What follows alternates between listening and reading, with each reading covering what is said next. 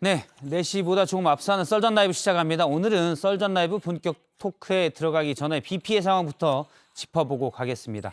어제 서울 강남에는 시간당 100mm를 훌쩍 넘는 많은 비가 내리면서 피해가 컸습니다.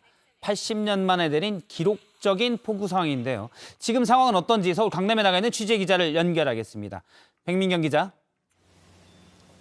예, 어제는 성인 목까지 물이 차올랐는데 네. 지금 물은 대부분 빠졌다고요. 현재 현장 모습은 어떻습니까? 네, 제가 있는 이곳 현재 강남역 근처의 한 사거리입니다. 방치된 광역버스가 한 대 있어서 안에 들어와 있는데요. 내부가 엉망입니다. 좌석이 지금 이곳저곳 뽑혀 있고 운전석에도 흙과 나무들이 가득합니다. 이 버스 지금 차선을 가로질러서 그대로 서 있습니다. 승객들이 급하게 나갔던 문도 이렇게 열려 있는 상태입니다. 이쪽에도 문 열린 승용차가 한 대 있습니다. 안에도 흙과 쓰레기가 가득한데요. 조금 전 만난 차주는 창문을 통해서 나갔다고 그 상황을 생생하게 전달을 해줬습니다. 물이 얼마나 높이까지 찼는지는 저 자동차를 보면 알 수 있습니다. 하단 높이까지 떠올랐다가 뒷부분만 걸쳐진 채 물이 빠진 걸로 보입니다. 제가 강남역부터 약 200m 정도를 걸어왔는데 주변 상점들도 가게가 물에 잠기면서 영업을 중단한 상태입니다. 물건을 내놓고 바닥에 쌓인 흙더미를 치우고 있었습니다. 신호등도 작동을 멈춘 곳들이 몇 곳 있는데요. 경찰들이 직접 신호 정리를 하고 있습니다. 어제 이곳의 모습을 좀 더 보시겠습니다. 물이 깊은 곳은 성인 키만큼 차오르면서 차가 둥둥 떠다닐 정도였습니다. 시간이 지나면서 물은 빠졌지만 다시 또 비가 내릴 수 있어서 주민들이 마음을 놓지 못하고 있습니다. 예, 물이 빠지고 나니까 얼마나 피해가 컸는지 더 확연히 드러나는 것 같습니다. 조금 있으면 퇴근 시간이 될 텐데 걱정입니다. 오늘 출근길은 어려움이 컸지요. 네, 역사가 물에 잠기면서 지하철역 몇 곳이 폐쇄됐습니다. 특히 9호선 같은 경우는 일부 구간의 운행이 중단되면서 시민들의 불편이 컸습니다. 복구 끝에 오후 2시부터 운행을 재개하면서 출근길에 겪었던 불편이 퇴근길까지 이어지지는 않게 됐습니다. 출근길 도로도 통제가 됐었는데요. 올림픽대로와 노들로 등 주요 도로들도 통행이 제한되면서 차들이 다른 도로로 몰려서 정체가 심각했습니다. 오늘 퇴근길은 도로에 나서기 전에 도로 상황을 확인하고 가시는 게 좋겠습니다. 지금까지 강남역에서 JTBC 백민경입니다. 예, 그러면 지금은 비 피해 상황과 그리고 오늘 비는 어떨지를 좀 짚어보도록 하겠습니다. 어제 밤에 내린 비, 인명피해도 컸습니다. 서울의 한 반지하 주택이 물에 잠기면서 한 집에 살던 3명이 숨지기도 했는데요. 모레까지 비 예보가 있어서 더 큰 피해가 우려되고 있습니다. 취재 기자를 연결해 자세한 소식을 들어보겠습니다. 조혜연 기자, 예, 지금까지 집계된 피해 상황부터 좀 전해주시겠습니까? 예, 중앙재난안전대책본부에 따르면 11시 기준으로 서울과 경기 지역에서 8명이 숨졌고 6명이 실종됐습니다. 오늘 새벽 4시 반쯤 경기도 화성에서는 산사태로 남성 1명이 숨졌다는 신고가 추가로 접수됐습니다. 앞서 어젯밤 서울 관악구에서는 반지하 주택이 물에 잠기면서 일가족 3명이 숨졌습니다. 지인에게 침수 신고를 해달라고 연락을 하기도 했는데 소방이 출동해 물을 빼낸 뒤에 발견했을 때는 이미 숨진 상태였던 것으로 파악됐습니다. 또 서울 동작구에서는 가로수 정리 작업을 하던 65살 노동자가 감전돼 사망했고 침수된 주택에서 주민 1명이 숨진 채 발견되기도 했습니다. 경기도 광주에서도 2명이 숨지고 하천이 범람하면서 불어난 물자를 휩쓸린 2명이 실종됐습니다. 서초구에서는 4명이 실종됐습니다. 지하주차장에 침수되면서 차량을 확인하던 동료가 물에 휩쓸렸다는 신고가 접수되기도 했습니다. 예, 이재민 숫자도 많이 늘어났죠. 예, 서울과 인천, 경기 등 수도권에서만 230세대 모두 391명의 이재민이 발생했고 인근 학교 체육관과 주민센터 등으로 대피한 상황입니다. 서울과 경기, 인천, 강원 등에서 주택과 상가 741채가 침수됐고 옹벽 붕괴 3곳, 토사 유출은 5곳 등에서 발생한 것으로 파악됐습니다. 또 한꺼번에 내린 비로 차량 1000여 대가 침수된 것으로 알려졌습니다. 전체적인 정확한 재산 피해는 아직 집계조차 하기 어려운 상황입니다. 예, 우려되는 거는 비가 앞으로도 더 내린다는 겁니다. 모레까지 비가 온다는데 얼마나 더 오는 겁니까? 예, 모레까지 최대 350mm 넘는 폭우가 쏟아지겠습니다. 경기 남부와 강원 중남부 등에 350mm에 달하는 호우가 예보돼 있고 서울 등 지역에도 최고 300mm 가까이 비가 내릴 것으로 예상됩니다. 중부지방에 이미 많은 비가 내린 만큼 추가 피해가 우려되는 상황입니다. 지금까지 서울에는 기상 관측이 시작된 이래 가장 많은 비가 내렸는데요. 동작구에서는 시간당 141.5mm의 강우량을 기록했고 지금까지 400mm가 넘는 폭우가 쏟아졌습니다. 지금까지 보도국에서 JTBC 조혜연입니다. 예, 비 피해도 컸고 앞으로도 비가 더 내린다니까 이런 속보에 좀 더 기울이고 더 조심을 해야 될 것 같습니다. 날씨, 비 피해 상황은 저희까지 알아봤고요. 계속해서 썰전 라이브 토크를 이어가도록 하겠습니다. 먼저 오늘 패널들 소개를 하겠습니다. 장성철 공농센터 소장, 국민의힘 윤희석 전 대변인, 박원석 전 정의당 의원, 김성회 싱크와이 소장 나왔습니다. 안녕하십니까? 안녕하세요. 예, 오늘 첫 주제 비피가 커서 그것부터 먼저 알아봤고요. 첫 주제 정치권 소식을 짚어보도록 하겠습니다. 첫 주제는 비대위 시동 이준석은으로 짚어봤습니다. 국민의힘이 오늘 전국위를 열고 비대위 체제로의 전환을 확정했습니다. 서병수 전국위원장의 말을 먼저 들어보겠습니다.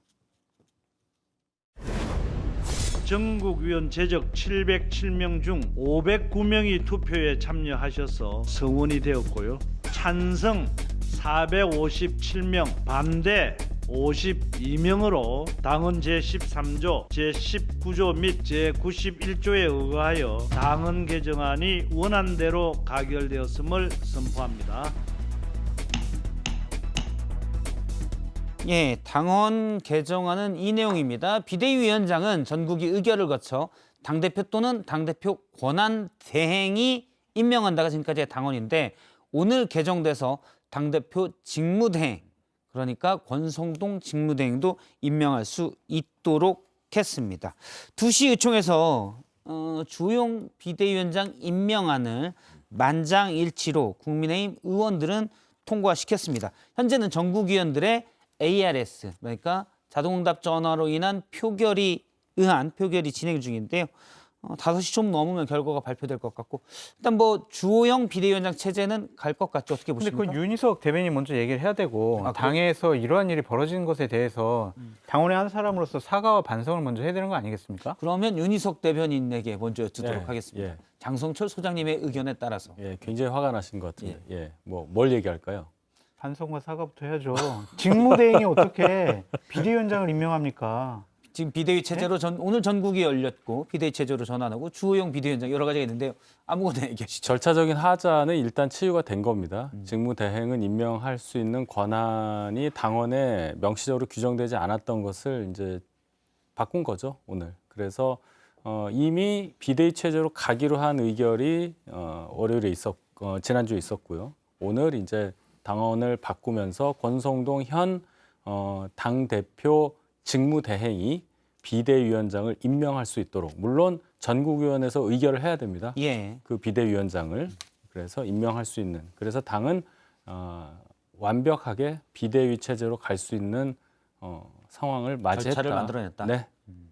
아까 유감도 혹시 표할 거냐고 어감 표현 당원으로서. 안 합니까? 지금 뭐 당협위원장은 아닌데 강동갑 당협위원장을 노리고 있잖아요. 그러니까. 아니 유감 글쎄요, 이런 상황이 벌어지는 여러 과정에 국민 여러분들 또 당원 모든 분들께 이 불편함을 끼친 건 당연히 제가 뭐 죄송하다고 말씀드려야 되는 입장인 건 맞는데 여러 군데서 제가 얘기를 합니다. 이 사태가 왜 촉발이 됐냐를 먼저 생각을 해 주셔야 한다. 이 역사의 기록에 남습니다. 잘 얘기하십시오. 네, 뭐 저는 틀린 말은 안 해요. 예. 애초에 4월 21일에 이준석 대표에 대한 징계 절차 개시가 없었다면 여기까지 올 수가 없었다. 근데 그 징계 절차 개시는 뭐 아직 사법적 판단이 내려진 건 아니지만 이준석 대표가 9년 전에 행했다고 지금 믿어지는 그런 어떤 과오에 의해서 된 것이고 본인이 임명한 윤리위원회 위원장, 윤리위원들에 의해서 징계가 내려진 거니까 거기에서부터 시작된 이 사태에 대해서 당원 당규 바꾸고 뭔가 좀 졸속으로 처리했던 이 부분만을 공격하시지 마시기를 부탁드립니다, 예. 소장님. 근데 윤희석 대변인님께서는 그렇게 말씀하실 수밖에 없겠지만 당원이 아닌 제 3자적인 입장에서 제가 봐도 이러한 비상식적이고 비합리적이고 불합리한 일들이 벌어지는 것은 집권 여당 아니면은 정당으로서 존재 자체의 정당성을 잃어버린 행위다라고 말씀드릴 수밖에 없어요. 뭐 많이 우리가 이 자리에서 비판을 했지만 직무대행이 어떻게 비대위원장을 임명합니까? 그러면 당대표가 마음에 안 들어요. 그러면은 원내대표가 당대표가 한 보름 정도 외국 나가 있어요. 당대표 마음 안 드니까 전국위원회 열어가지고 비대위원장 임명해버려도 절차상 아무 문제가 없어요. 그러니까 이런 상황을 초래한다는 것은 말이 안 되는 일이 벌어지고 있는 거죠. 그래서 저는 어차피 이제 비대위원회 체제로 가겠지만 이러한 것들에 대해서 너무 잘못이 없다, 뭐 어쩔 수 없었다 이런 식으로 항변만은 안 했으면 좋겠어요. 최소한 국민들께 죄송하다. 이러한 일들을 벌어진 것에 대해서는 좀 잘못했다라는 입장을 표해야지 이것이 뭐 이준석 대표의 9년 전의 일이었기 때문에 어쩔 수 없다.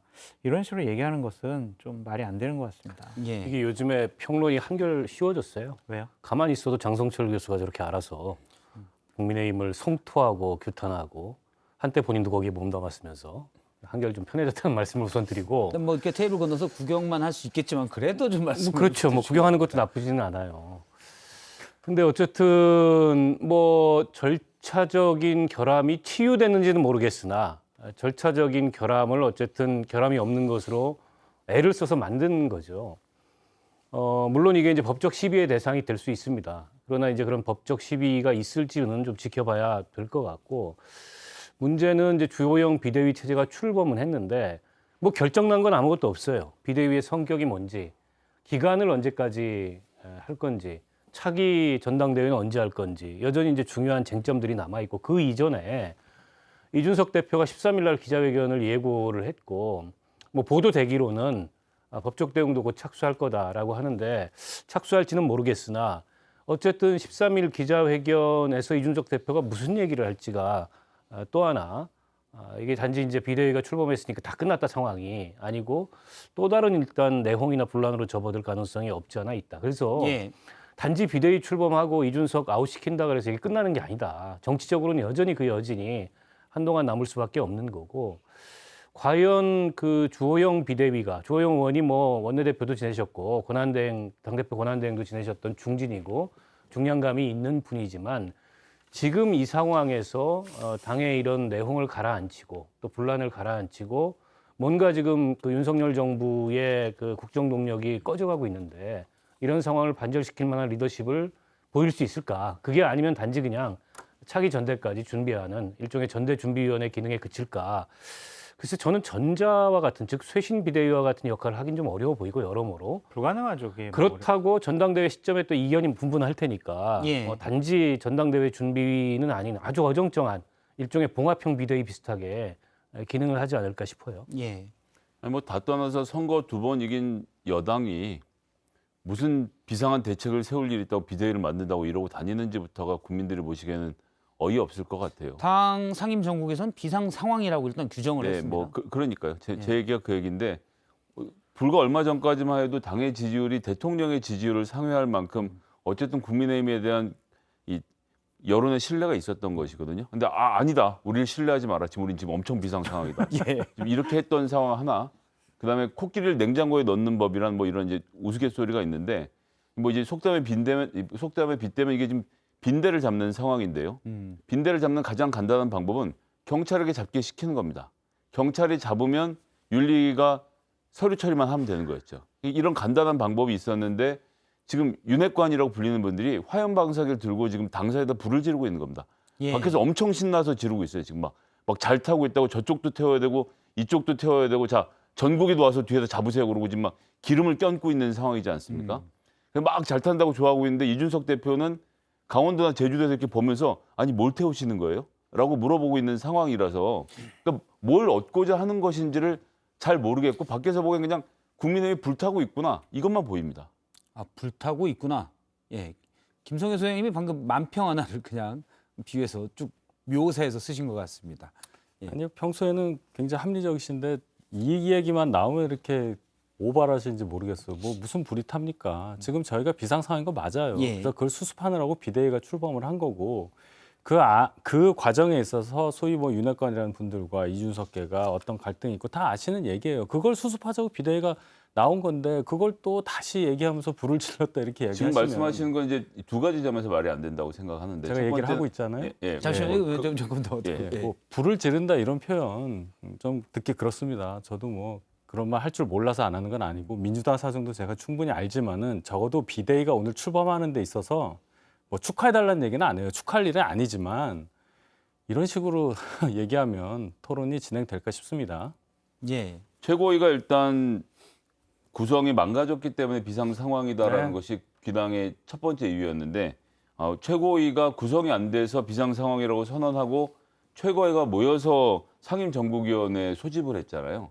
근데 전 거기부터 이해가 안 되는 게 상임정국위원회와 전국위원회는 각각의 전국위원들이 개별적으로 소집을 할 수가 있습니다. 뭐 정확히 숫자 모르지만 뭐 40명, 100명 이런 식으로 4분의 안에서 4분의 1 1이에요, 발의를 하면 4분의 1. 소집을 할 수 있는데 그런 정당한 절차를 놔두고 저는 사퇴했으니까 이제 오늘부로 최고위원 아닙니다라고 선언한 배현진 의원이 그다음 주 월요일에 제가 최고위원 투표하러 왔습니다라는 광경을 만드는 것부터 누가 보아도 합리적이지 않았고요. 조금 전에도 말씀 중에 나왔지만 윤핵관과 이준석 대표의 다툼 이게 본질인 거죠.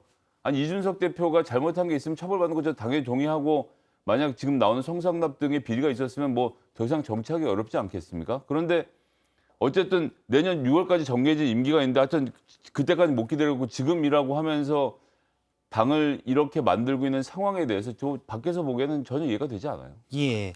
일단 지금 주호영 비대위원장 현재 ARS 투표 중입니다. 국민의힘 전국위원들이 전화 응답으로 투표를 하고 있는데 아마 뭐 가능성이 높은 것으로 보이고요.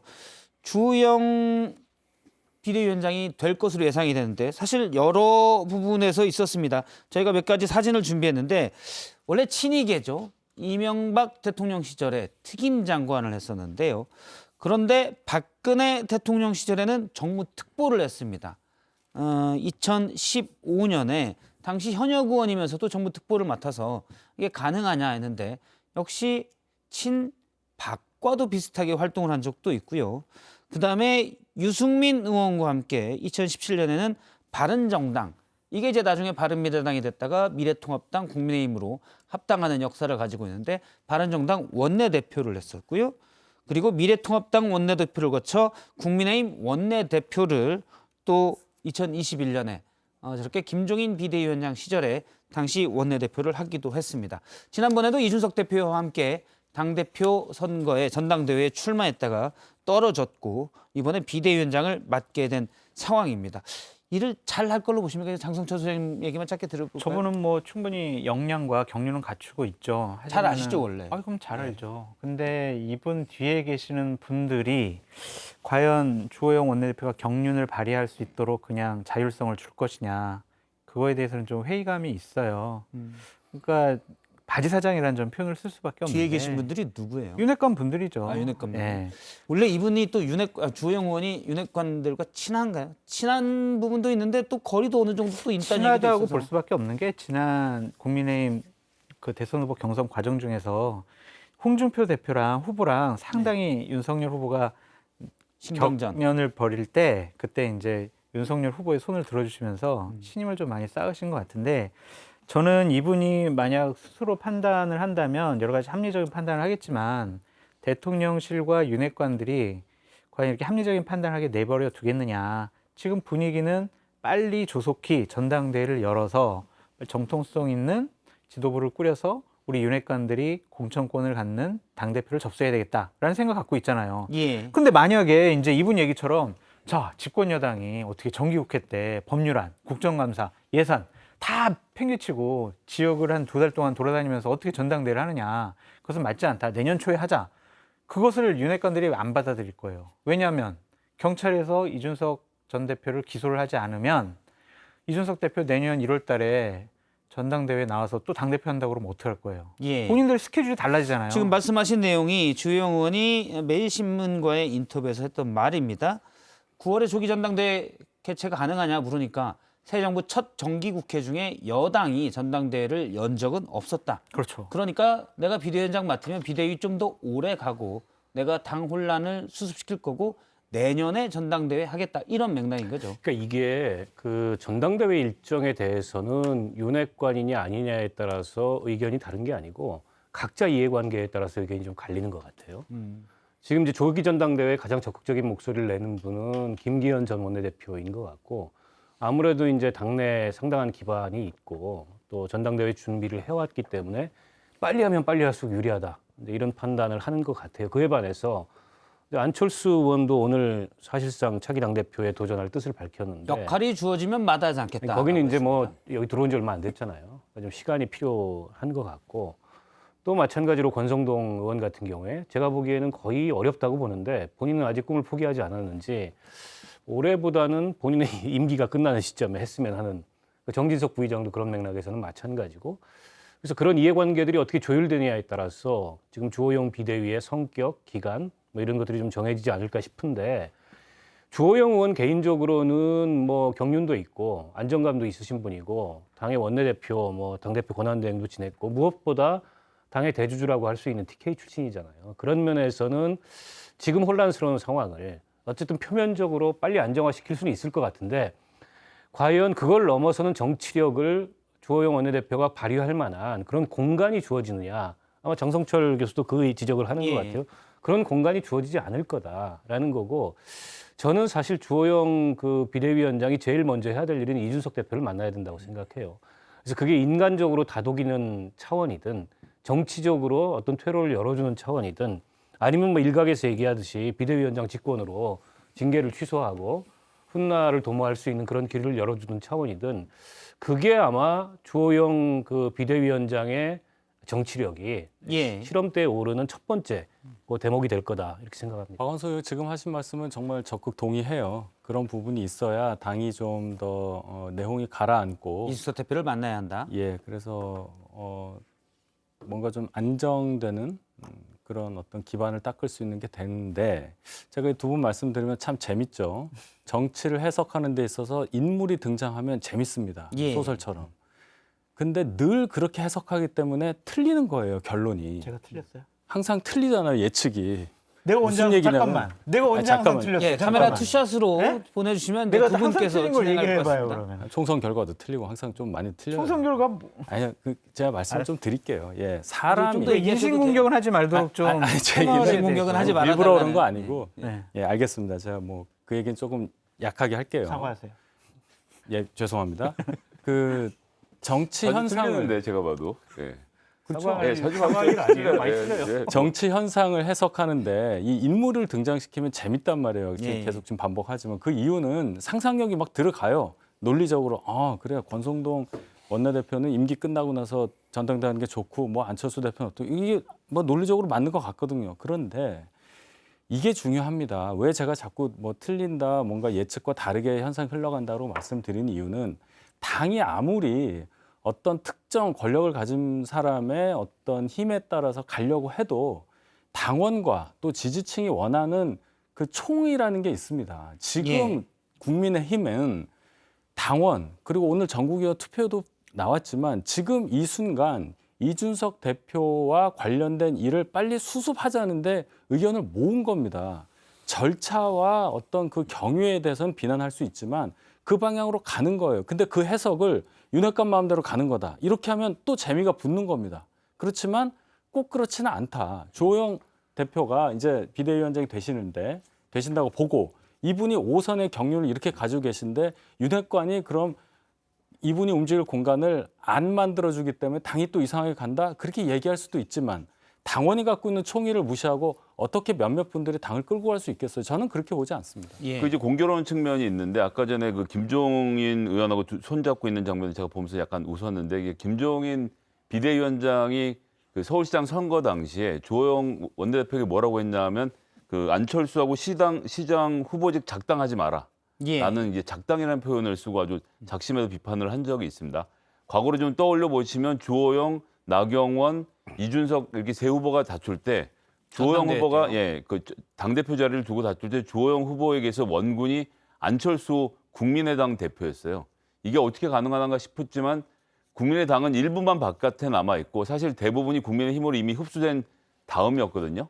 그래서 그 흡수되어 있는 상태였기 때문에 이 안철수 대표의 국민의당을 합당하는 과정, 이런 에너지를 받아서 주호영 의원이 그 에너지까지 포함해서 당대표 자리를 노릴 수 있다는 생각으로 합당 간의 조정도 많이 하시고 그랬던 기억이 예. 좀 나는데, 근데 공교롭게도 이번에 주호영 이분이 이제 비대위원장을 맡는 걸 보면서 장제원 의원이 처음부터 얘기했던 이 단일화 과정에서 왜 그랬는지는 모르겠지만 장제원 인수위 비서실장이 안철수 당시 인수위원장을 만나고 나서 나온 다음에 안철수 의원이 내각에 입각할 것이라는 전망을 싹 깨고 당으로 돌아가겠다라는 선언을 했던 지점. 그래서 저도 그때부터 계속 말씀드렸습니다만 저 국민의힘에 올여름에 전당대회 한번 열리겠구나라고 했는데, 저는 그런 시나리오로 흘러가는 과정에서 주호영 의원이 뭐 딱 그렇게 하진 않겠지만 안철수 의원도 이 주호영 의원이 비대위원장을 맡는 걸 보면서 야, 이거 내가 당대표 한번 할 수 있겠구나는 생각을 지금 말씀 점점 이제 더 하는 상황이 간단히 될 것 같네요. 얘기하면 간장 주연대가 되고 있다라는 그런 말씀이신 거죠. 네, 뭐 주간장 연대. 예, 예. 당내 기득권 세력이 자기의 이익을 지키기 위해서 폭력적인 그런 행동을 한 것에 대해서 합리화를 한다는 것은 정말 잘못된 일인 것 같습니다. 당원들 그리고 일반 국민들이 작년 6월 달에 이준석 당대표를 선출을 했어요. 근데 소수의 한 707명 정도의 전국위원회 사람들이 모여서 당대표에 대한 해임을 의결을 하고 또한 새로운 비상대책위원회 체제를 용인을 한다, 꾸린다. 그것이 과연 맞는 방법인가는 다시 한번 생각을 해봤으면 좋겠습니다. 권력을 가졌다고 뭐든지 자기들 마음대로 뜻대로 할 수 있다는 것은 상당히 오만한 착각이다라고 예. 말씀드릴 수밖에 없고요. 합리적인 판단을 하는 국민들은 분명히 마음속에 이러한 비상식적인 일들에 대해서는 큰 상처를 받았을 거예요. 그것이 바로 지금 국민의힘 지지율로 나타나고 있죠. 이것을 어떠한 미사옥으로 옹호를 하고 항변을 한다고 하더라도 국민들에게 준 실망감은 다음번 2024년 총선 때 분명히 부메랑으로 돌아올 수밖에 없다라는 생각이 듭니다. 일단 뭐 간장주연대까지 말씀을 하셨는데 제가 의문사항은 이런 겁니다. 예를 들어서 주호영 현재 이제 곧 비대위원장이 될 가능성이 큰 분 주호영 의원은 혁신형 비대위를 맡겠다. 전당대회는 내년 초에 하라. 그러면 앞서 이제 안철수 의원과 가깝다고 얘기를 저희가 분석을 했는데, 근데 그럴 경우는 내년 초면 기소되지 않는 한 이준석 대표가 당원권 정지가 끝나고 내년 1월 6일이니까요. 또 전당대회에 가입할 수가 있잖아요. 이준석 대표가 최근 각지를 돌면서 했던 행동들을 보면 뭐 진도에 가서는 노래를 부르기도 했고요. 뭐 여러 젊은 분들 또 당원들과 뭐 당원 가입하기 좋은 날 이런 페이스북 메시지도 많이 올리면서 치킨을 먹기도 하고 여러 활동들이 있었습니다. 그러면 그런 상황을 주호영 대표는 몰라서 내년 초에 하자고 했을까요? 어떻게 할까요? 아직 뭐 이렇게 구체적인 일정까지 제시한 게 아니니까, 물론 말씀하신 대로 내년 1월 8일인가요? 지나면 예. 이제 이준석 대표가 당원권 정지가 풀리니까 이론적으로는 아마 전당대회에 다시 출마할 출마할 수 수 있는 뭐 그런 상황은 되겠죠. 근데 이게 자꾸 무슨 혁신형 비대위를 할 수 있다. 주호영 비대위원장이. 그건 말도 안 되는 거고요. 아니 왜 비대위원회를 왜 만들었냐고요. 내년 1월 달이나 정기전당대회 못하도록 지금 비대위원회를 만들었는데 자꾸 내년 초에 전당대회를 할 거다고 예측을 하는 것 자체가 저는 상당히 웃기다라고 예. 말씀을 드리고, 만약 주호영 비대위원장이 안 돼요. 올해 정기국회 때 우리 집권여당 절대로 이거 전당대회 열 수 없어요 라고 그러면 중도에 비대위원장 사퇴할 수도 있다고 봐요. 왜냐하면 이것이 대통령실과 윤핵관들의 생각은 어쨌든 빨리 전당대회 열어가지고 비판받더라도 이번 기회에 이준석 완전히 흔적을 지워버리자, 당권을 잡자, 이런 이게 생각이 이제 강하죠. 가능성으로 보면 뭐 이준석 대표가 경찰 수사에서 뭐 어떤 혐의가 드러나서 기소되거나 그러지 않는다면, 그리고 징계 시효가 만료된다면 예. 출마할 수 있죠. 아마 윤핵관들은 그런 상황을 만들고 싶어하지 않을 거예요. 다만 이제 주호영 대표가 저런 말씀을 하시는 건 어쨌든 본인이 비대위원장이 됐는데 이 상황에서 그냥 단지 전당대회 관리위원회, 전대 준비위원장의 역할만 하다가 이제 그만두는 거는 사실은 다선 중진 입장에서 마땅치 않은 거고, 뭘 하더라도 어쨌든 당의 쇄신이라는 예. 것을 보일 만한, 그런 면모를 보일 만한 어떤 조치를 하고 싶을 거예요. 근데 이제 일정상 보면 정기국회가 9월 초면 시작을 하고 10월이면 국정감사가 들어가요. 전당대회 준비하면 물리적으로 한 달 반? 아무리 짧게 잡아도 그 정도 걸리잖아요. 그럼 지금 바로 시작을 해야 이게 전당대회를 국감 전에 치를 수 있는 거예요. 현실적으로 좀 불가능해 보인단 말이죠. 그렇다고 12월 10일 날 국회가 끝나는데 그 전에 또 12월 달 들어서 전당대회를 한다는 것도 애매하고 그러면 없어요, 시간이. 그럴 것도 없어요. 그럼 내년 작년에 2월이고 그렇게 보면 어쨌든 그 이준석 대표가 다시 출마할 가능성은 있으나 이미 당내에서 이번 사건 등등으로 인해서 예. 정치적 우군이 없다. 물론 이제 당원들의 의견은 어떨지 모르지만 의원들이라든지 중요한 당직자라든지 이런 게 확인된 만큼 이준석이 나오더라도 해볼 만하다. 이런 판단을 할 수도 있을 것 같아요. 작년 11월 5일에 대선으로 뽑았거든요. 그 얘기는 국정감사 할 때도 정기국회 때도 뭐 대선 후보도 뽑고 했는데 전당대회 못할 게 뭐 있냐라는 주장도 있고요. 이 화요일 날에는 이 좀 바꿔주세요. 제가 아주 불편해서 말을 못 하겠어요. 예. 이게 뭡니까 이게 지금? 제가 글로 가야 될 것 윤희석 같아요. 대변인님이 항의를 하고 예, 그래. 예민하셔가지고. 근데 저희가 이렇게 아주 힘들어요. 날선 장성철 소장님이나 김성현 소장님 다들 날선 토크를 가끔 하지만 또 어떻게 카메라 꺼지면 되게 다 친하시잖아요. 윤희석 대변인이 워낙 실력이 출중하고 논리적으로 확실하게 자리 잡혀 있기 때문에 좀 더 해요. 더. 얘기를 해도 충분히 방어가 가능하세요. 그래서 이제 공격을 하는 최소한 3명 정도는 달라붙어야 거죠. 그렇죠. 거의 이제 옛날 말로 그렇죠. 쌤쌤 뭐 이게 되지 그렇죠. 않겠냐 이런 제가 거죠. 무슨 마동석입니까? 이거 완전 맹수들이에요. 그러니까 근데 이거는 전 좀 윤핵관들은 밀어붙이려고 할 것 같아요. 이미 뭐 당원 당규까지 우리가 차후에 개정을 해가지고 비대위 예. 띄웠는데 그냥 뭐 정기국회 때 전당대회 하는 거 그거 욕 조금 얻어먹고 빨리 그냥 우리가 당권 장악하자 이런 식으로 갈 공산이 아니 크다. 주호영 의원은 간단하지 않습니까? 아유 제가 저기 뭐 명주신 대로 뭐 9월 말까지 10월 말까지 딱 만들어서 오겠습니다라고 하는 그럴 저기 연륜은 아니시잖아요. 예. 자기 계획에 대해서 이런저런 의견들을 내놓고 한번 여론 수렴하겠다 이런 절차도 거칠 테고 애다른 윤핵관들이 와서 온갖 또 카드를 들이밀면서 이제 이렇게 하겠습니다라고 또 하겠죠. 이제 그런 절차를 위한 서병수 전국위원회 위원장이 보여줬던 그 그렇죠. 장면들이 있잖아요. 처음에는 강하게 이건 그 장면대로 절차에 맞지 가면 돼요. 않아라고 하는데 이제 쭉 하면 원래 중진들은 정치를 그렇게 합니다. 역시 중진의 아니, 힘이군요. 그리고 처음부터 다 주면 어떡해요. 그렇게- 긍정이라는 게 있는데. 그래야 나중에라도 그때 고마웠어라는 그럼요. 게 또 생기는 거고요. 주호영 비대위원장의 재량권을 확인해 볼 수 있는 게 당직 인선으로 보면 될 것 같아요. 사무총장 누구로 사무총장 하느냐. 누구 뽑느냐. 본인이 시키고 싶은 사람 시킬 수 있느냐 아니면 윤핵관 쪽에서 이 사람 시켜라고 할 거냐 그걸 한번 지켜보시죠. 비대위원 안 알겠습니다. 들어갑니까 이번에? 15명이나 비대위원을 선출한다는데. 아니 뭐 그런 얘기를 방송에서. 예, 일단 뭐 여러분들이 예측하는 거는 주영 비대위원장이 여러 가지 강한 메시지, 원칙에 충실한 메시지를 내겠지만 결국엔 타협해서 올해 전당대회를 할 거다라는 걸로 일단 의견을 모아보도록 하겠습니다. 여러분들이 워낙 내공들이 있기 때문에 그게 저도 맞을 것 같아요. 일단 친이계 김용태 최고위원이 원래 오늘 2시에 기자회견을 하려고 했는데 취소했습니다. 그러면서 한 얘기가 원래 김용태 최고위원은 이준석 대표 측으로 많이 불렸죠. 효력정지 가처분을 신청하지 않겠다. 하지만 당의 민주주의와 절차 민주주의를 지키기 위해 최선을 다하겠다라고 했습니다. 원칙에는 맞지 않지만 현실적으로 가처분 신청을 하는 게 당을 더 혼란 상태로 빠져들게 하기 때문이다. 이런 입장인 것 같은데요. 이 부분은 저희가 조금 뒤에 같은 입장을 오랫동안 표현한 박민영 대변인의 인터뷰가 있기 때문에 박민영 대변인으로부터 좀 더 자세히 얘기를 이따가 뒤에 썰전 라이브 인터뷰에서 들어보도록 하겠습니다. 오늘 유튜브 댓글 소개를 하면 역시 현안들이 많은데요. 의견 올려주시면 저희가 좋은 촌철살인들 무작위로 무작위는 아니죠. 좋은 걸 소개하고 무작위로 저희 패널들의 신호가 제일 좋게 오는 것들을 먼저 골라서 영화 상품권 2장씩 보내드리도록 하겠습니다. 자, 그러면 계속해서 강지영 아나운서의 썰픽입니다.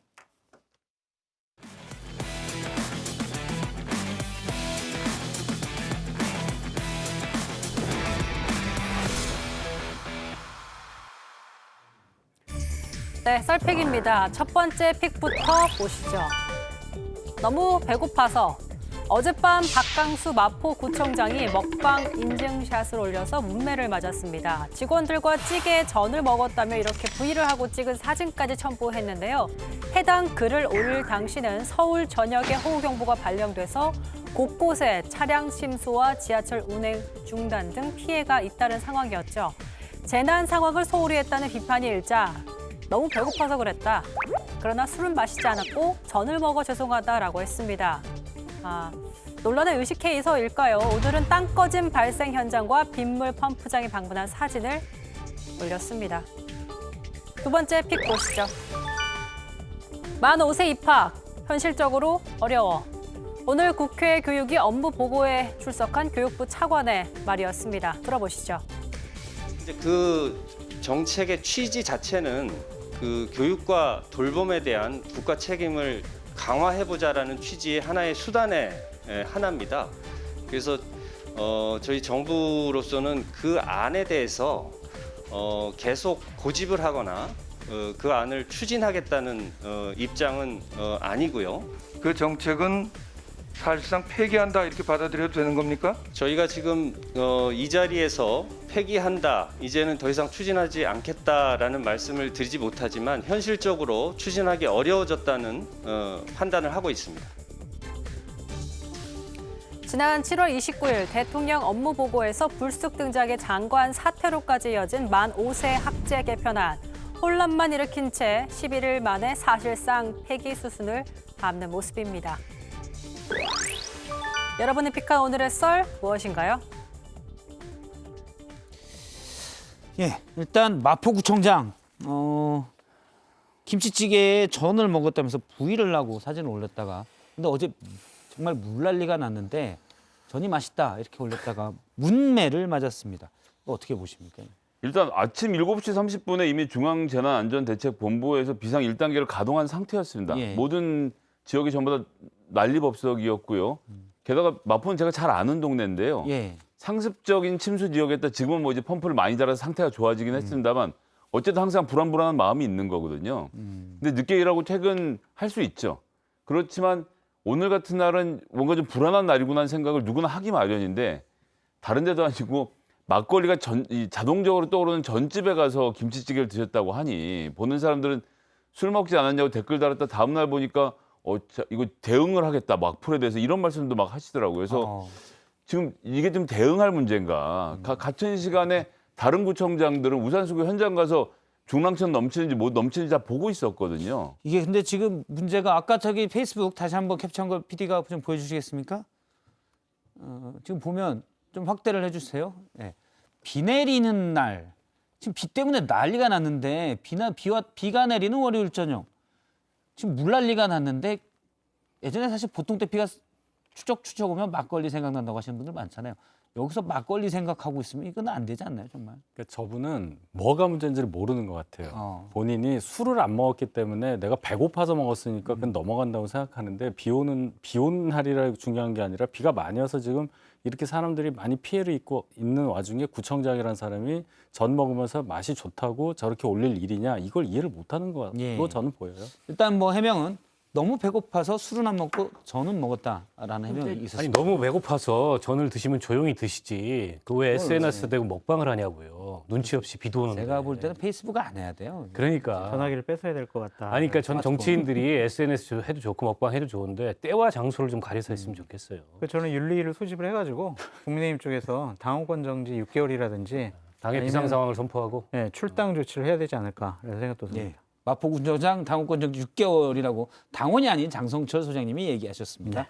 일단 저기 교육위에도 이 얘기가 있습니다. 오늘 교육부 차관이 업무 보고를 하는데 교육부 장관은 어제 박순애 장관이 사퇴했죠. 그래서 차관이 했는데 쪽지가 하나 날라왔습니다. 이 내용을 잠깐 보면 권성영 대통령실 교육비서관이 얘기한 겁니다. 오늘 상임위에서 취약 연령 하향 논란 관련 질문에 국교회를 통한 의견 수렴, 대국민 설문조사, 학제 개편은 언급하지 않는 게 좋겠습니다.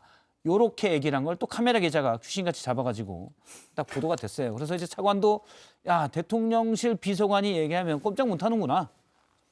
뭐 꼭두각시냐 이런 얘기까지 나왔습니다. 그런 문제보다 더 심각한 건 뭐냐면요. 국가교육위원회를 만들어 놓고 이거 문재인 정부 때 한 거 아니야 없애버려 이런 겁니다. 지금 태도가. 그러니까 학령제는 당연히 국가교육위원회가 짜는 것이고 국가교육위원회가 짜놓은 큰 틀 안에서 교육부가 움직이도록 세팅이 되어 있는데 그 시스템 뭉개고 그냥 시행령으로 하자.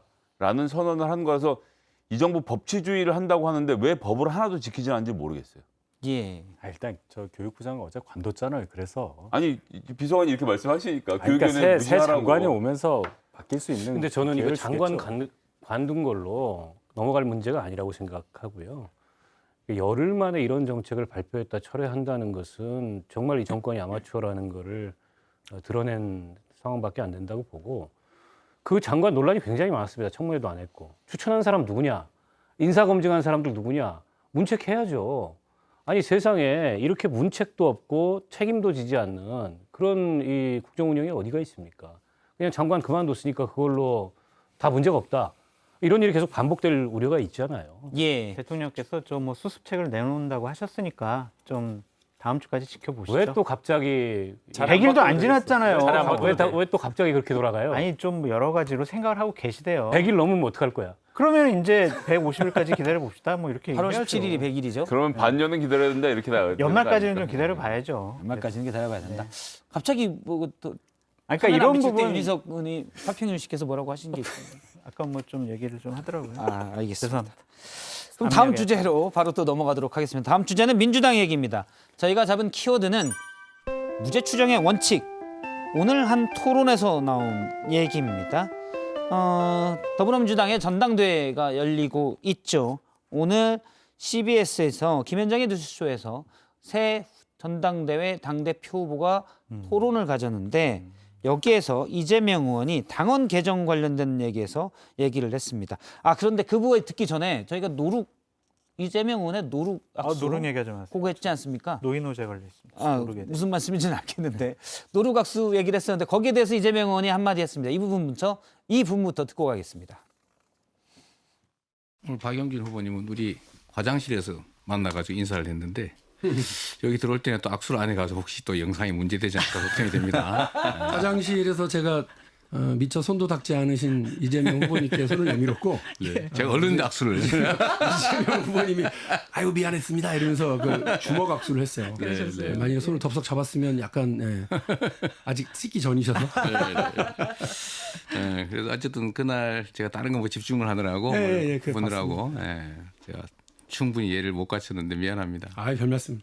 많이 섭섭하실 텐데 앞으로는 제가 잘 챙기도록 하겠습니다. 서운할 건 없었고 다른 분들이 오해하실까 봐 네. 걱정이었습니다. 일단 이른바 노룩 악수에 대해서는 이재명 의원이 사과했습니다. 박용진 의원에게 다른 거 보고 집중을 하느라 충분히 예를 못 갖춰서 미안합니다. 뭐 이 정도면 혹시 양해가 됩니까? 아니 뭐 사과하시면 다행인데요. 저런 논란을 가급적 안 만드는 게 좋겠죠. 이전에도 보면 이제 논란이 생기면 뒤에 가서 사과하고 이런 일이 몇 차례 반복됐잖아요. 그런데 어쨌든 이재명 후보의 정치적 위상에 맞는, 정치적 무게에 맞는 그런 언행을 하셨으면 좋겠다 이런 말씀을 드리고 싶습니다. 오늘은 그래서 화장실에서 마주쳤는데 일단 덥석 얼른 악수를 했다고 합니다. 근데 악수를 하면 손을 안 씻고 악수를 하려고 했기 때문에 주먹 인사를 했다라고 이재명 의원이 얘기를 했습니다. 그러면 다음 얘기를 하나 들어보도록 하겠습니다. 가장 논란이 되는 부분이 당원 80조. 그러니까 민주당의 각급 당직자가 부정부패 혐의로 기소됐을 때 윤리심판원에 따라서 자동적으로 당원권이 정지되는 건데요. 여기에 대해서 이재명 의원이 얘기를 했습니다. 잠깐 들어보겠습니다. 이게 무죄 추정의 원칙에도 반할 뿐만 아니라 특히 검찰의 야당 탄압의 통로가 된다라는 측면에서 저는 고려할 필요가 있다고 보고요. 예, 더불어민주당 당원 80조를 보면 뇌물과 불법 정치자금 수수 등 부정부패와 관련된 위반 혐의로 기소될 경우 자동으로 기소와 동시에 당원권이 정지되고 윤리심판원에 조사를 요청할 수 있다는데 이게 80조 1항이고 3항에는 그런 부분이 있습니다. 어떤 정치적 이유로, 정치적 압박 등을 이유로 기소됐을 경우는 윤리심판원의 판단에 따라서 예외가 될 수 있다. 이런 조항도 있긴 있습니다. 이게 2015년에 박근혜 정부 당시에 야당이던 시절에 문재인 대표가 당대표가 되고 나서 정치 혁신에 대한 과제들이 제기가 되면서 김상곤 당시 경기도 교육감을 현재가 이제 정확히 기억은 안 나는데 혁신위원장을 맡아서 그때 조국 교수 등도 참여를 하셨고요. 혁신안을 만드는 과정에서 나왔던 안이고요. 보시는 것처럼 뇌물과 불법 정치자금 수수라는 정확한 제목이 정해져 있습니다. 그리고 여기에 대해서 지금 뭐 앵커님 소개하신 대로 윤리심판원에서 다시 한번 리뷰해 볼 수 있는 기회가 있기 때문에 뭐 이 내용 자체로는 저는 지금 이 시점에서 특히나 당원을 개정한다는 것은 불필요한 논란을 만들고 오히려 이재명 의원을 괜히 뭐 사실 이재명 의원이 뇌물과 불법 정치자금 수수로 지금 기소를 당하거나 그런 혐의를 받고 있는 것이 예. 아니거든요. 그래서 괜히 지금 다 엮어 넣는 것이 아닌가 저는 이렇게 좀. 근데 보고 이재명 의원은 이제 이런 부분들이 필요하다라고도 당원 개정이 필요하다라는 취지로 좀 얘기를 하긴 했습니다. 이건 그럼 어떻게 정당이 어느 정도 정치적 책임을 묻는 그런 과정은 가지고 있어야죠. 지금 무죄 추정 원칙 얘기하시는데 그거는 형사법적인 원칙이고 정당에서 기소가 됐을 때 어떤 정치적인 불이익을 주겠다고 하는 건 저희 당도 똑같아요. 기소되면 윤리위원회에서 그 징계가 내려오게 되거든요. 그럼 확정 판결 안 되는데 왜 하느냐는 얘기가 있는데 예. 기소가 될 정도로 검찰에서 기소할 정도로 어느 정도 증거가 축적돼 있다면 무죄, 꼭 무죄가 아니더라도 물을 만한 책임을 물을 만한 일이 있다고 판단한다는 겁니다. 우리가 무죄하면 진짜 죄가 없는 게 아니라 죄를 물을 수 없다가 아마 정확한 표현일 겁니다. 그렇기 때문에 기소 정도 했을 경우에도 무죄 추정 원칙까지 동원을 해서 꼭 끝까지 확정 판결 날 때까지 그냥 하자. 기소당한 사람은 재판도 받아야 되기 때문에 예. 당무 제대로 할 수 없어요. 그러니까 윤희석 대변인께서 아주 정확한 말씀과 분석을 해주셨다라고 말씀을 드리고요. 이재명 후보가 이런 얘기 한 것은 결국에는 당원 80조를 고치겠다라고 볼 수밖에 없고요. 예를 들면 각급 당직자 가로 열고 당대표 등 선출직은 제외 이렇게 할 것 같아요. 그렇게 고치도록 하십시오. 당에 얘기가 전중에서 별도로 논의되는 안이 있는데요. 네. 1심에서 유죄 나왔을 때로 바꾸려고 하는 뭐 그게 그런 얘기도 후퇴예요. 있어요. 정치개혁 차원에서 기소할 제가 그렇게 하자 그랬습니까? 아니, 저는 이게 불필요한 논쟁을 하고 있는 것 같아요. 민주당 내부에서. 예. 왜냐하면 이 조항만 보더라도 이게 직무를 정지할 수 있는 권한이 있는 주체가 사무총장이에요. 대상은 각급 당직자고. 당대표가 포함이 됩니까 여기? 당대표가 임명한 사무총장인데. 그리고 훈시 규정이에요. 할 수 있다로 돼 있습니다. 예. 안 할 수도 있는 거예요. 때문에 저 해석상으로도 이재명 의원이 기소된다 그래서 자동으로 직무가 정지될 가능성이 현재 당원상 없다. 그리고 사망에 보면 정치 탄압으로 보이면 윤리심판원이 취소할 수 있어요. 직권으로 30일 예. 이내에. 그런 안전장치까지 마련돼 있는데 제가 보기에는 일종의 이제 개딸 뭐 양아들 이런 분들이 이걸 가지고서 어떻게 보면 캠페인을 하니까 이재명 의원은 거기에 편승하는 거고 일종의 이제 선거운동 일환으로 이걸 삼고 있는 것 같아요. 아니, 예, 법인카드로 필요 없다. 소고기 사 먹은 게 그러면 정치 탄압입니까? 그렇게 해석을 해야 왜 됩니까? 나한테 그래? 내가 사 먹었어요? 지금 그렇게 얘기하셨잖아요. 5만 원씩으로. 무슨 옹호를 해? 아니 갑자기 이 원인을 조항을 보는 적이 없고 왜 보더라도 합니까? 이 조항을 보더라도 당원 개정이 불필요하다는 거예요. 원희룡은 1년 6개월 동안 오마카세. 본인 법인카드로 고기를 왜 그런 얘기를 회식을 한 여기서 거예요, 하는지를 알 회식. 수가 없네요. 예. 부인이 사 먹은 거랑은 다르죠. 예. 법인카드 부인이 소고기 사 먹고 초밥 사 먹으라고 그렇게 준 겁니까? 국가의 세금을, 국민의 세금을 이렇게 낭비해도 됩니까? 그것이 정치 탄압입니까? 그렇게 얘기를 하면 안 돼요. 보다 더 확실하게 우리는 부정부패에 대해서 확실하게 선을 긋겠다. 내가 이런 일을 당하면 내 스스로 당대표직에서 내가 직무 스스로 정리당하겠다. 이게 바로 개혁과 혁신의 모습이지. 끝에 예. 잘해야 돼요. 네, 끝에. 끝이 알겠습니다. 중요해. 그치? 네, 훌륭하세요. 끝에 같은 편이었다 이 말씀이신 거죠? 뭐 앞에는 다 기억이 안 나요. 알겠습니다. 끝으로 갈수록 어거지네 논리가. 저희 그러면 이제 시간이 다 돼서 댓글로 영화 상품권 드려야 되기 때문에 빠르게 제가 댓글 읽어드리도록 하겠습니다. 비임님, 권성동 직무대행 사퇴한다고 하지 않았나요? 라고 물어봤고요. 미고님, 죄송할 걸 알면서 밀어붙이고 반복하는 건 국민을 기만하는 것이지요. 라는 의견 주셨습니다. 전고체 배터리님, 내부 총질 문자 주고받은 사람들이 책임져야 하고 성상납건도 철저하게 수사합시다. 라는 의견 줬고요. 예, 그다음에 한줄평님, 국민의힘이 비상선언한 기념으로 저도 비상선언복에 영화표 주세요. 네, 일단 빵 터졌어요. 빵 터지면 나갑니다. 지금 비상인 국민 비상인 강동갑 파평윤님께서 빵 터주셔서 한줄평님 영화표 드리겠습니다. 그다음에 소미 아빠님, 수차례 영화표에 도전했지만 안타깝게 성공하지 못했네요. 오늘 마지막으로 한 번 더 도전해 봅니다. 만약 오늘도 실패한다면 그냥 제 돈으로 보겠습니다. 이분 드리겠습니다. 네. 저희는 거꾸로 갑니다. 네. 뭐 우리 소미 아빠님 돈으로 보시지 마시고요. 저희가 영화표 2장 보내드립니다. 괜찮죠? 네. 예. 뭐 뜻대로 되지 않는 세상 만들어 드리겠습니다. 장성철과 윤희성님, 누가 형이에요? 톰과 제리 같아요. 아웅다웅 저런 모습으로 토론하면 좋겠어요. 장성철님이 형입니다. 맞죠? 네. 한 살 많으신가요? 네. 예, 한 살 형입니다. 예. 윤희성님 요즘 너무 힘들어 보여요. 연락처 알려주시면 제가 제 돈으로 영화표 사서 드리고 싶습니다. 연락처는 010 네, 강동갑에 가셔서 물어보시면 됩니다. 예. 장성철 교수님은 아닌 건 아니다라고 말씀하시는 모습이 멋집니다. 그럼요. 라고 얘기하십니다. 일단 아닌 건 아니죠. 지금 뭐 예. 그분 영화표 드리세요. 없어요 이제 다 없어요. 예. 아닌 건 아닌 겁니다. 김성애 장성철 소장의 두 미소가 미워할 수 없는 살인 미소입니다라고 주셨고요. 박원석 의원님은 늘 이런 게 너무 많이 올라와요. 정말 객관적인 진단과 해석을 잘합니다. 속한 진영에 치우치지 않는 게 너무 좋다. SETT님께서 보내셨습니다. 제 출연료로 그분께 영화표를 좀 드려주십시오. 안 돼요. 저희 제작진이 그런 거 하지 말래요. 예, 네 분 토론은 여기까지 듣도록 하겠습니다. 고맙습니다.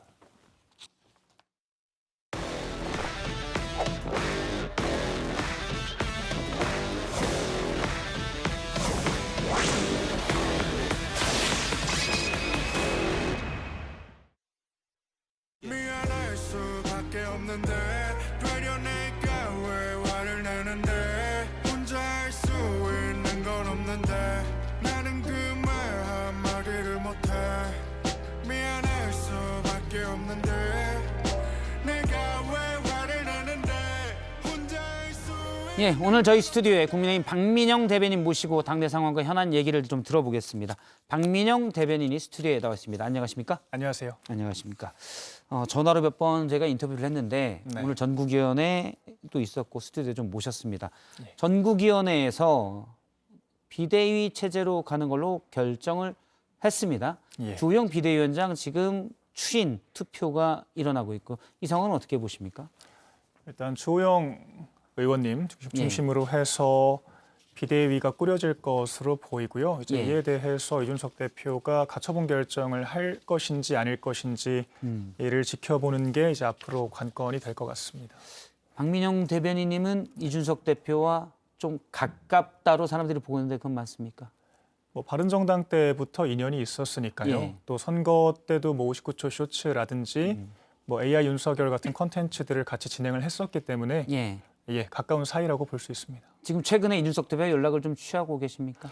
뭐 사실 사적으로 연락을 자주 하는 사이는 아니었고요. 예, 최근에는 따로 연락을 하진 않았습니다. 최근에 이준석 대표가 당원권 정지 받은 뒤로 예. 전국에서 당원들을 만나고 있는데 따로 그때는 이제 종종 연락을 하거나 네. 뭐 상황을 논의하거나 네. 그런 사이는 아니라는 말씀이시죠? 이준석 대표가 이렇게 같이 논의를 해서 이제 일을 하는 타입은 아니시고요. 예, 저도 뭐 특별히 이제 사적으로 그렇게 막 먼저 말을 거는 그런 타입은 아니기 때문에 예. 그렇습니다. 가깝긴 하지만 최근에는 뭐 당내 상황도 있고 긴밀하게 연락한 적은 없다라고 보시는 건데 네. 이준석 대표가 가처분 신청 이번에 비대위 체제로 전환하는 거를 가처분 신청을 할 것이라고 보십니까? 효력정지 가처분 신청을? 아무래도 할 거라는 의지를 강하게 또 보이셨기 때문에 예. 일단 할 것으로 보이는데요. 그러니까 저는 안 했으면 좋겠다라는 이야기를 재차 드려야 할 것 같습니다. 그러니까 지금 이준석 대표를 정말 아끼고 걱정해 주시는 분들 있지 않습니까? 예. 오세훈 시장, 뭐 정미경 최고위원 이런 분들도 다 이구동성으로 가처분을 안 했으면 좋겠다라고 이야기를 하고 있거든요. 예. 그러니까 가처분을 해도 그러니까 돼도 문제고 안 돼도 문제다라는 게 지금 핵심인 것 같습니다. 만약에 인용이 된다라고 해도 당이 엄청난 혼란에 빠지게 될 것인데 예. 결국에는 그 책임을 이준석 대표가 함께 거의 뒤집어 쓰게 되는 형국이 될 수밖에 없거든요. 그러니까 당 전체가 적으로 돌아서 버리는 그런 상황에 초래될 수가 있고 기각된다라고 했을 때는 좀 정치적 명분을 상실할 수가 있기 때문에 당과 이준석 대표 모두를 위해서 사실 이 돌아와야 할 집을 망가뜨리는 식의 이런 문제 해결 방식은 좀 지양하는 게 좋겠다라는 게 공통된 생각인 것 같습니다. 가처분 신청이 만약 기각돼 버리면 이준석 대표 입장에서는 정치적 생명이 정말 끝날 수도 있는 그런 것이기 때문에 신중하자라는 부분도 있다는 말씀이신 거죠. 예, 맞습니다. 그런데 그전에는 오늘 그것 때문에 사실 김용태 최고위원도 네. 2시 기자회견을 열고 원래 가처분 신청 네. 관련 언급을 할 것으로 예상이 됐지만 예. 취소를 하고 가처분 신청을 안 했으면 좋겠다라는 쪽으로 입장을 냈습니다. 네. 그런데 지금의 박민영 대변인도 마찬가지고 김용태 최고위원도 마찬가지고 지금의 국민의힘 돌아가는 상황이 절차와 원칙에 맞지 않다라고 계속 주장해왔던 거 아닙니까? 예. 그러니까 그러면 절차와 원칙에 맞지 않는 거를 네. 실질적인 실효적인 이유 때문에 예. 놔두자는 건가요? 그러니까 당위와 현실이 부딪힐 때 저희가 늘상 딜레마에 빠지곤 하지 않습니까? 예. 그러니까 당이라는 것의 어떤 대원칙은 어쨌거나 대통령과 함께 국정을 성공적으로 이끌어서 국민을 위한 정치를 하는 것이 당의 기본적인 대원칙이라고 할 수 있겠습니다. 그다음에 그런 것들을 효과적으로 수행하기 위해서 존재하는 것이 이제 당원 당규와 같은 절차와 원칙이라고 할 수 있겠는데요.